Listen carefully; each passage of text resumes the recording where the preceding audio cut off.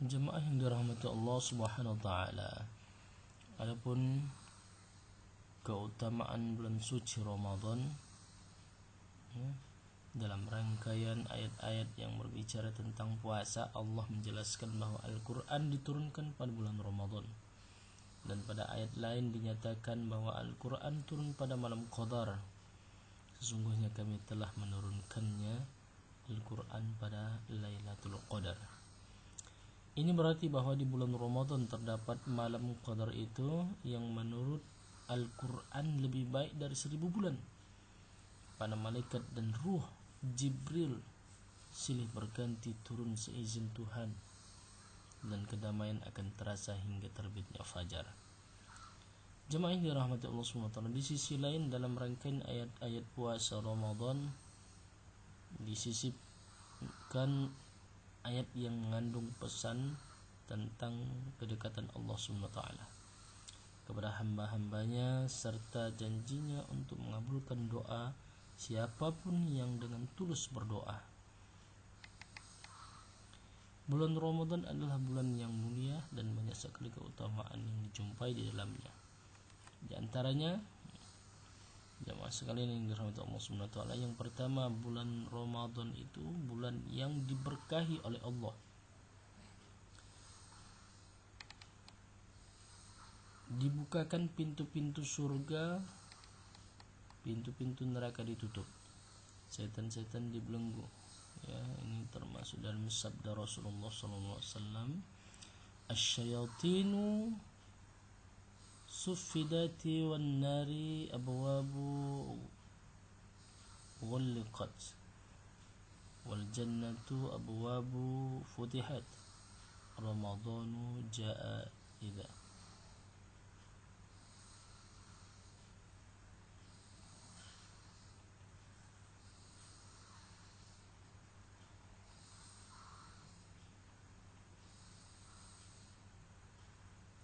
Idza jaa Ramadhan futihat abwabul jannah wa ghuliqat abwabun nar wa suffidatis syayatin. Ya, apabila datang bulan Ramadan maka dibukakan pintu-pintu surga dan ditutuplah pintu-pintu neraka, dan setan-setan diikat, dibelenggu. Hadis riwayat Bukhari dan Muslim. Yang kedua, waktu yang mustajab untuk berdoa. Likulli muslimin da'watun mustajabatun yad'u biha fi Ramadan. Setiap muslim memiliki doa yang mustajab terkabulkan yang ia berdoa sengaja dengannya pada bulan Ramadan. Hadis riwayat Ahmad.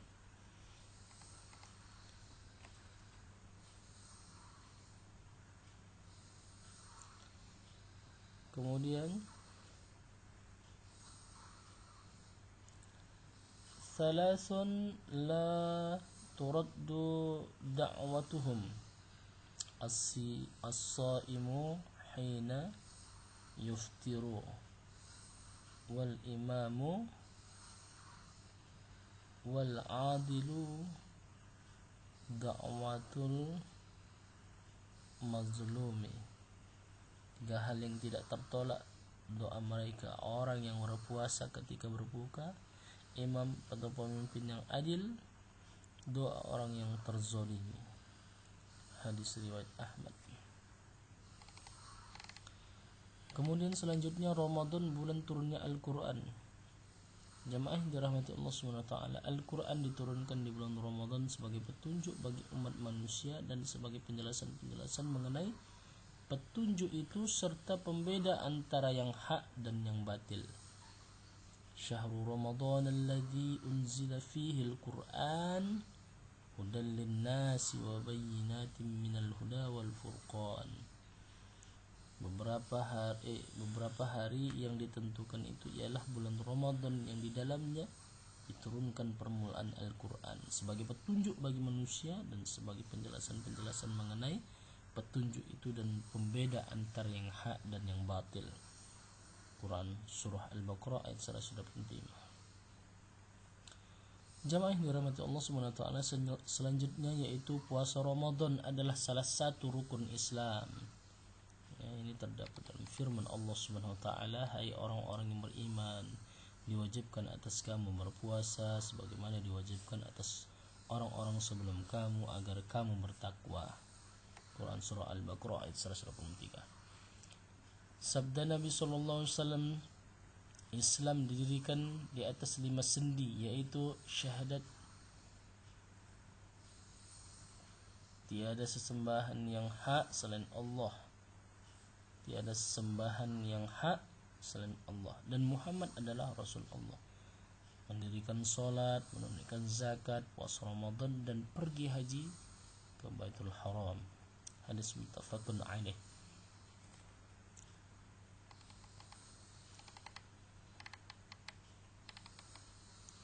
Kemudian selanjutnya yaitu pada bulan mulia ini disunatkan sholat tarawih. Ya, sholat tarawih, sholatnya di malam hari. Jemaah yang dirahmati Allah Subhanahu wa taala, ya, sholat tarawih itu sholat malam pada bulan Ramadan untuk mengikuti jejak Nabi sallallahu alaihi wasallam, para sahabat dan khulafaur rasyidin. Sabda Nabi sallallahu alaihi wasallam, barang siapa mendirikan sholat malam Ramadan karena iman dan mengharap pahala dari Allah, niscaya diampuni dosa-dosanya yang telah lalu. Hadis muttafaqun alaih. Jamaah yang dirahmati Allah Subhanahu wa taala, pada bulan Ramadan, ya, selanjutnya pada bulan Ramadan terdapat Lailatul Qadar, malam yang lebih baik daripada 1000 bulan atau sama dengan 83 tahun 4 bulan. Malam di mana pintu-pintu langit dibukakan, doa dikabulkan, dan segala takdir yang terjadi pada tahun itu ditentukan. Ya, dianjurkan kita membaca doa Ramadan. Sabda Nabi Muhammad SAW, barang siapa mendirikan sholat pada malam pada Lailatul Qadar karena iman dan mengharap pahala dari Allah, niscaya akan diampuni dosa-dosanya yang telah lalu. Hadis muttafaqun alaih. Malam ini terdapat pada malam 10 malam terakhir.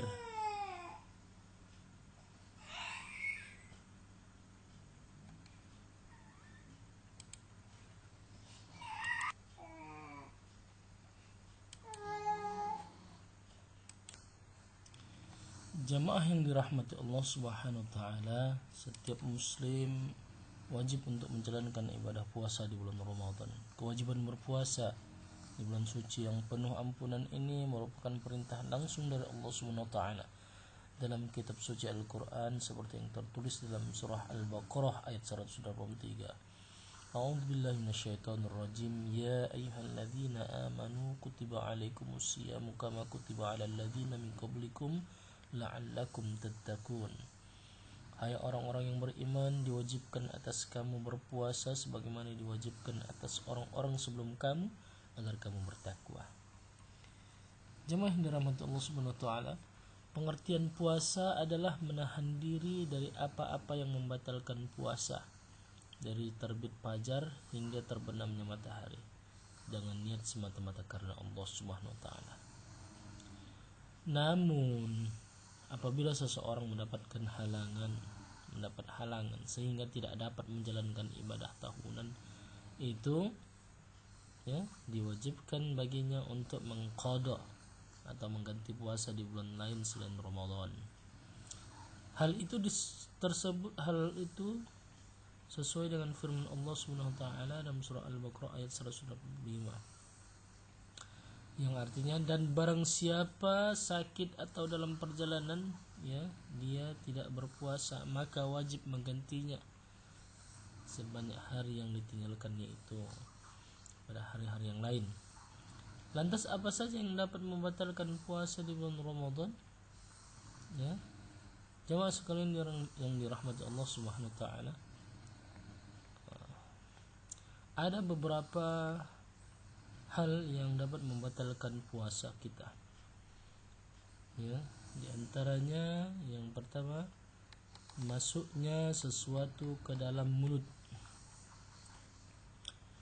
Jamaah yang dirahmati Allah Subhanahu wa taala, pengertian paling dasar puasa adalah menahan makan dan minum pada waktu yang ditentukan. Jadi, apabila seseorang memasukkan sesuatu lewat lubang pada anggota tubuhnya dengan sengaja, maka puasanya akan batal. Ya, termasuk makanan dan minuman. Mereka masuk melalui tenggorokan. Yang kedua, berhubungan badan suami istri, apalagi yang bukan suami istri. Seorang muslim dilarang berhubungan intim di siang bolong saat berpuasa, meskipun hubungan badan itu terjadi antara suami istri yang sah. Ya, jadi tak boleh kita berhubungan intim suami istri di siang bolong saat puasa, batal puasanya. Kemudian muntah. Jamaah yang dirahmati Allah Subhanahu wa taala, barang siapa yang sengaja muntah dia dengan cara memasukkan sesuatu ke dalam mulut atau apapun itu, maka puasanya akan batal. Namun bila tidak sengaja seperti sakit, maka tidak membatalkan puasa. Ya. Jadi kalau sengaja dimasukkannya supaya menunjukkan bahwasanya dia akan batal puasa, dicucuknya mulutnya itu, masukkan benda tahap sehingga lama kelamaan dia mual dan muntah, akhirnya batal puasanya, baru boleh makan dia. Itu disengaja tak boleh. Kalau dia tak disengaja, maka hal itu boleh dilanjutkan lagi puasanya, dia tak batal puasa. Ya. Kemudian selanjutnya keluar air mani. Jamaah yang dirahmati Allah Subhanahu wa taala, keluar mani dengan sengaja saat sedang puasa membatalkan puasa, baik itu karena berhubungan badan atau masturbasi. Namun bila keluar mani karena mimpi, maka tidak membatalkan puasa. Ya, di siang hari dia mimpi basah kita bilang, maka dia tidak membatalkan puasa. Kemudian yaitu haid atau nifas. Jamaah yang dirahmati Allah Subhanahu wa taala, bagi perempuan yang mengalami haid saat berpuasa, maka secara otomatis puasanya akan batal dan wajib menggantinya di hari lain. Senada dengan itu juga berlaku bagi perempuan yang mengeluarkan darah akibat proses melahirkan, yaitu nifas. Ya, dia terus menerus juga seperti haid, keluar setiap saat. Kemudian gila. Bila seseorang hilang kesadaran atau mendadak gila, maka puasanya batal. Alasannya, puasanya hanya diwajibkan kepada orang yang sehat akal dengan penuh kesadaran. Jadi orang gila, ya, tak wajib puasa. Ya, batal puasanya tiba-tiba dia gila. Bisa jadi terbentur dengan benda tumpul kuat-kuat, hilang ingatannya, batal puasanya. Yang terakhir adalah murtad. Jamaah yang dirahmati Allah Subhanahu wa taala, murtad, ya, syarat utama menjalankan puasa Ramadan adalah percaya bahwa perintah puasa berasal dari Allah Subhanahu wa taala. Apabila seseorang tidak lagi percaya dengan Allah dan perintahnya, maka secara otomatis puasanya akan batal. Ya, murtad itu keluar dari agama Islam. Ya, tidak percaya dengan agama Islam lagi, berarti murtad, orang yang keluar, ya, dari agama Islam. Inilah yang dapat saya sampaikan, mudah-mudahan bermanfaat untuk kita semua. Assalamualaikum warahmatullahi wabarakatuh.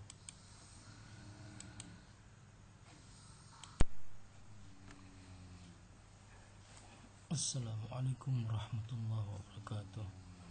Masuk dalam materi kita, yaitu hal makruh dalam puasa yang perlu kita hindari. Makruh dalam kaidah fikih,